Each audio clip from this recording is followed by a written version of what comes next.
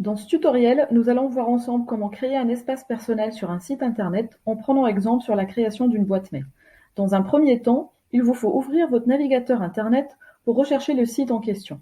Par exemple, vous pouvez taper les mots ProtonMail pour obtenir un premier résultat qui vous permettra d'accéder à la messagerie ProtonMail, qui est par ailleurs une boîte mail très sécurisée que l'on vous conseille d'utiliser. Vous pouvez procéder exactement de la même manière pour rechercher d'autres sites comme par exemple la messagerie Gmail ou un autre site internet. Une fois sur le site, il vous faut trouver un bouton type inscription ou création de compte, c'est souvent situé en haut à droite de la page. Suivant les sites internet, vous serez peut-être amené à choisir la nature du compte que vous souhaitez créer, gratuit ou payant. Pour la messagerie ProtonMail, vous pouvez choisir la version gratuite. Vous aurez de manière systématique à remplir un formulaire avec l'identifiant ou ce que l'on appelle aussi un nom d'utilisateur, à choisir un mot de passe sécurisé et à remplir potentiellement d'autres informations comme votre nom, votre numéro de téléphone ou une adresse mail. Certaines informations peuvent être facultatives. Vous n'aurez plus qu'à cliquer sur le bouton Créer un compte pour valider la création de votre compte personnel ou de votre adresse mail.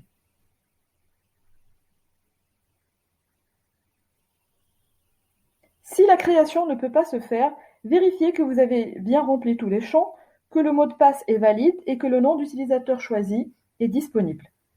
Auquel cas, modifiez-le.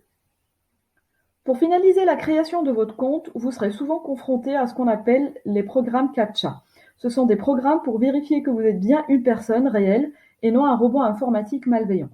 Vous pouvez soit cliquer sur la case « Je ne suis pas un robot » ou soit choisir un des modes proposés par mail ou par SMS par exemple. Il existe aussi d'autres formes de programmes CAPTCHA qui vont vous demander de cliquer sur une série d'images correspondantes ou de saisir une série de caractères. Dans le cas de la création de la boîte mail, vous accédez directement à votre boîte mail. On vous demandera aussi de saisir un nom d'affichage, c'est-à-dire le nom qui apparaîtra chez votre destinataire quand il recevra un mail de vous.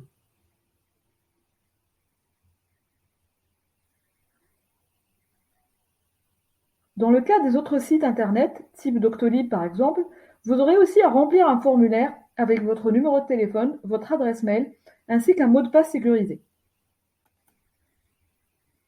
Vous devez toujours cocher la case pour accepter les conditions générales d'utilisation avant de valider votre inscription. Certains sites peuvent vous afficher par la suite une fenêtre pour vous expliquer vos droits en termes de protection des données personnelles. Il vous suffira, suivant les cas, d'accepter ou de fermer la fenêtre en cliquant sur la croix.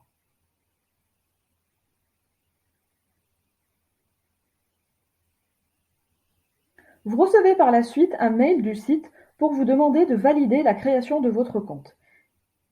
Il faut alors vous rendre sur votre boîte mail, ouvrir le mail en question et cliquer sur le bouton « Confirmer mon adresse mail ». Vous serez automatiquement par la suite réorienté vers le site pour accéder à votre espace personnel et continuer votre navigation.